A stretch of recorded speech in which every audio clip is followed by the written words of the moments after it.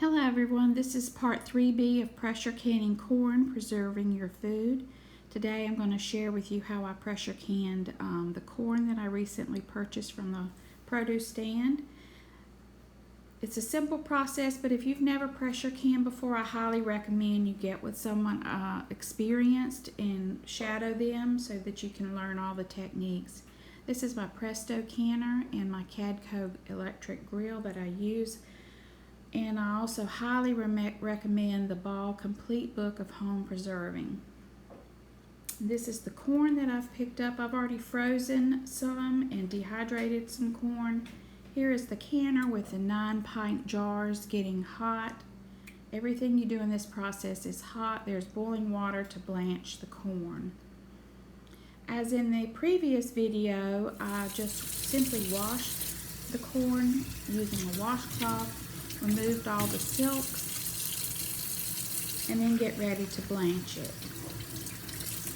Blanching is the process of dipping the corn into boiling water for about 3 minutes. You set a timer, you don't cook it any longer than that.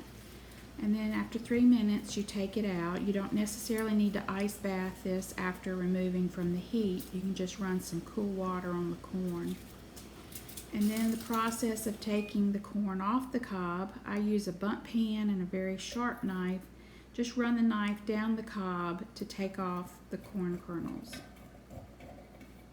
Pretty simple.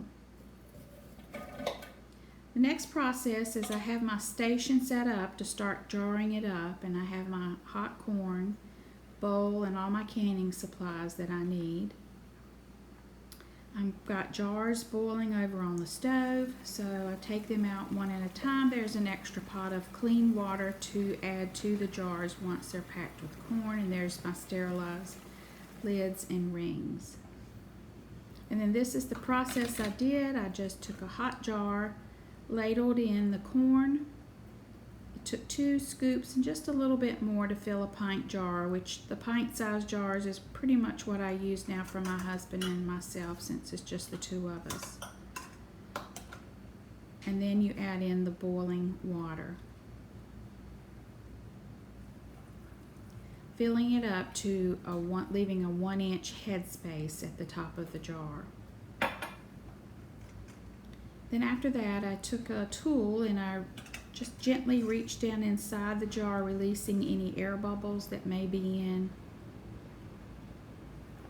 Then I take a paper towel, dipped in vinegar, white vinegar, and wiped off the top of the jar. Adding on a sterilized jar lid, and always use new lids. Never reuse these lids, and a ring. And then just tighten. I did this process on all 9-pint jars, and then my canner is hot with 3 quarts of water inside the canner, and I carefully set in each of the pints of corn.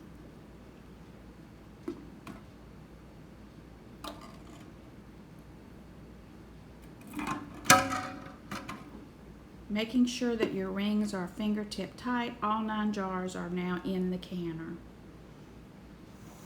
You just put the lid back on, matching the arrows, and then I watch the steam for about 10 minutes come out of the spout. And once it did that, I put the weight on. And you want to get cooked corn at 11 pounds of pressure. So never leave your canner, always stay with it and watch it. And I watched until the gauge read 11 pounds. The vent plug is up, everything's working well, and it slowly climbs up to 11 pounds. Once the pressure is at where I want it, I set my timer. For pints, it was 55 minutes. This is very important that you use the correct time. So I set my timer for 55 minutes, stayed in the kitchen the whole time this is processing to make sure that the pressure did not climb. Got to regulate that pressure. Again, I say if you've never pressure canned before, find somebody that has, and just go with them one day and help and learn how to do the pressure canning. Once you've finished your time, 55 minutes, you cut off the heat and then you just let it sit You let your pressure canner sit until the pressure has completely gone back down to 0.